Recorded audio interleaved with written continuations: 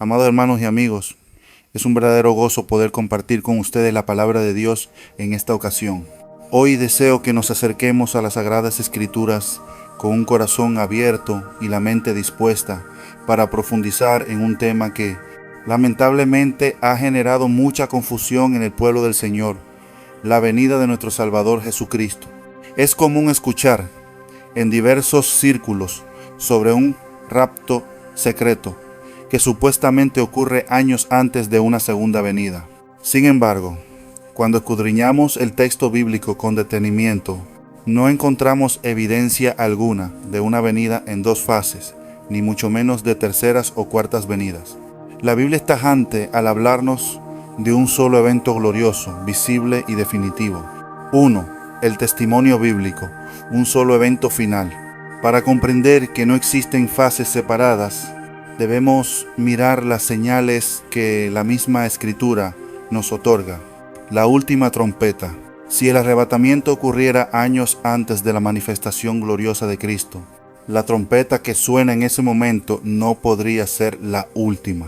Pero el apóstol Pablo es claro en 1 Corintios 15:52 al decir que esto ocurrirá en un momento, en un abrir y cerrar de ojos, a la final trompeta, porque se tocará la trompeta, y los muertos serán resucitados incorruptibles, y nosotros seremos transformados.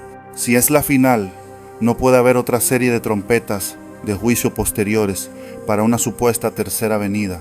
La resurrección y la transformación de los vivos ocurren al final de la era, no en una fase secreta intermedia. El rescate en el día postrero. Nuestro Señor Jesús enfatizó el momento de la resurrección de los creyentes. Él nunca mencionó que sería 7 años antes del fin.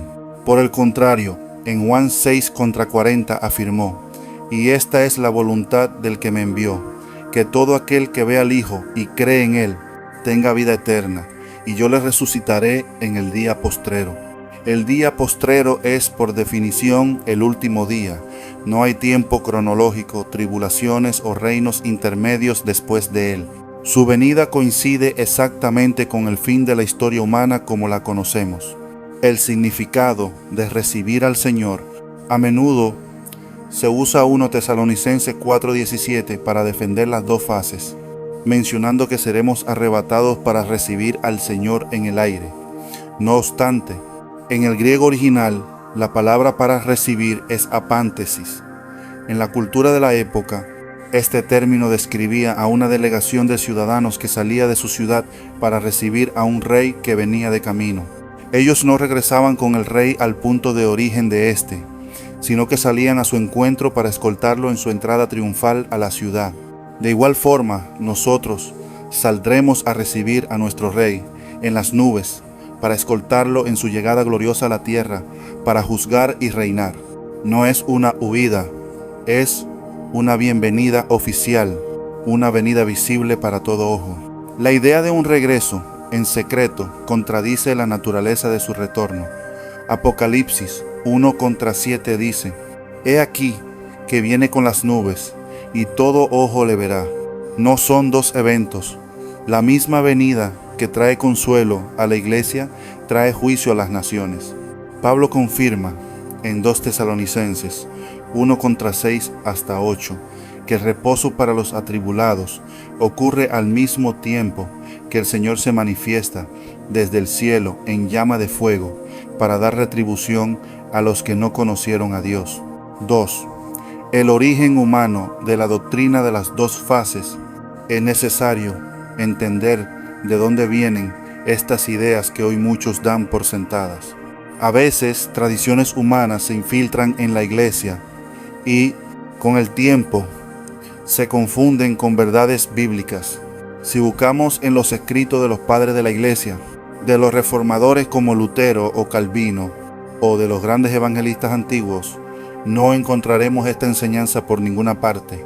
¿Por qué se menciona esto? Porque todo viene por la visión de Margaret MacDonald, 1830.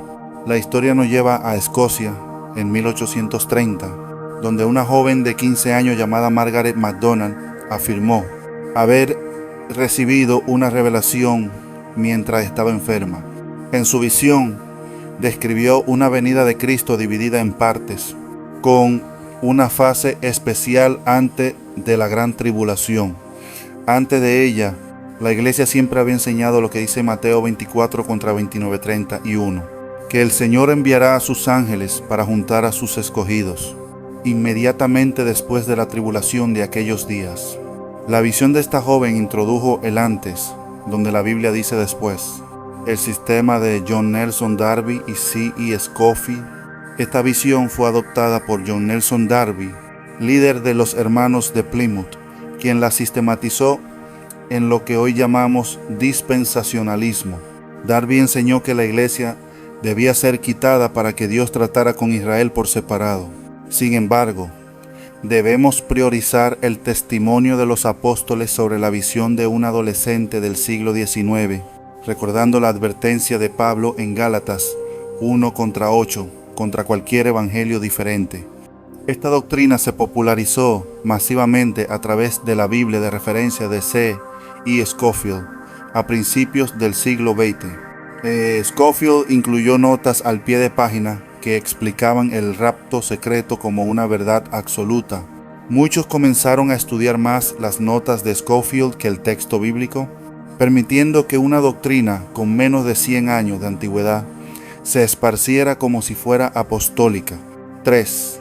El silencio de la patrística y la historia. Durante los primeros 800 años de la cristiandad, nadie enseñó un arrebatamiento en dos fases.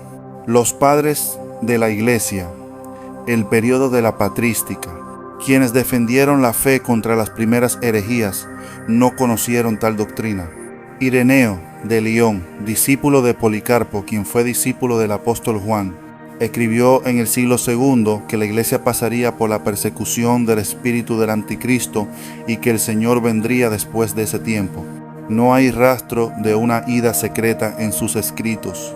Justino Mártir, Tertuliano y Cipriano no enseñaron un escape, sino que preparaban a los cristianos para la firmeza ante la prueba. Justino Mártir afirmaba que el Señor no volvería hasta que el hombre de pecado se manifestara. El consenso universal, ya fueran padres latinos, griegos o sirios, el mensaje era que Jesús vuelve una sola vez. No existe una venida privada y otra pública. El credo niceno 325 DC resume esta fe: y de nuevo vendrá con gloria para juzgar a vivos y muertos. Ese de nuevo implica una sola acción futura, no un proceso por etapas. 4. El peligro del dispensacionalismo y las tradiciones humanas. El dispensacionalismo es la estructura teológica que inventó la idea de las dos fases basándose en la pluma de hombres del siglo XIX y no en la revelación apostólica. Este sistema fragmenta la palabra al enseñar que Dios tiene dos pueblos y dos destinos distintos. Argumentan que la iglesia debe ser quitada secretamente para que Dios trabaje solo con Israel. Sin embargo, la Biblia nos habla de la unión en Cristo. Pablo dice en Efesios 2:14 que Cristo de ambos pueblos hizo uno, derribando la pared intermedia de separación. Al intentar separar a los creyentes en dos venidas, el dispensacionalismo intenta levantar de nuevo una pared que la cruz ya derribó. Es una doctrina de hombres que contradice la obra de Cristo. Las dos fases son un parche teológico para forzar que las piezas de un sistema humano encajen. Jamás encontraremos en la Biblia los términos tercera venida o segunda venida en dos etapas. Jesús fue tajante. Su venida será como un relámpago que se muestra de oriente a occidente. Mateo 24 contra 27. Algo imposible de ignorar o mantener en secreto, nuestra única esperanza. Hermanos, la doctrina del rapto pretribulacional en dos fases es un mandamiento de hombres que busca evitar el sufrimiento, pero la Biblia nos llama a la perseverancia. No necesitamos sistemas que dividan la Biblia en pedazos, sino la palabra pura que nos une en un solo cuerpo esperando un solo evento glorioso. Nuestra esperanza no es un escape secreto, sino la manifestación gloriosa de nuestro Salvador. Como dice Tito 2:13, aguardamos la esperanza bienaventurada y la manifestación gloriosa. Una sola esperanza, un solo evento, un solo rey. No se dejen confundir por gráficas o cronogramas modernos.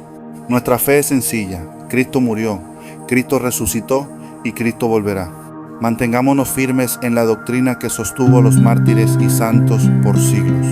Él vendrá con voz de mando y trompeta de Dios para poner fin al pecado y reinar por siempre.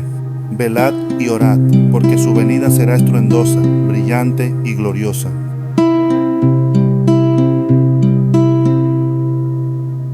No habrá sombra ni susurro oculto, ni dos caminos para el mismo Señor.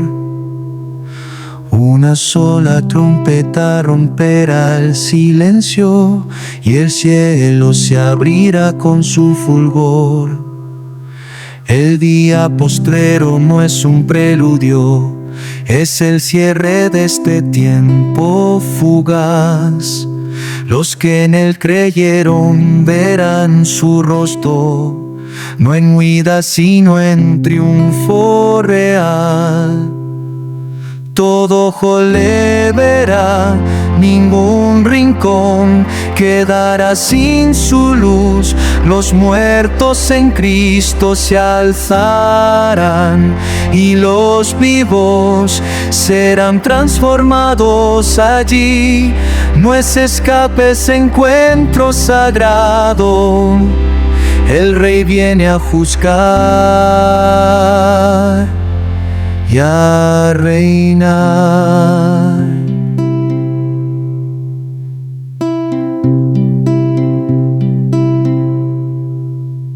Como antiguos salían a recibir al que venía con honor y verdad, así iremos al aire a su encuentro para exaltarle en su eternidad. Todo ojo le verá, ningún rincón quedará sin su luz. Los muertos en Cristo se alzarán, y los vivos serán transformados allí. No es escape, es encuentro sagrado. El Rey viene a juzgar y a reinar.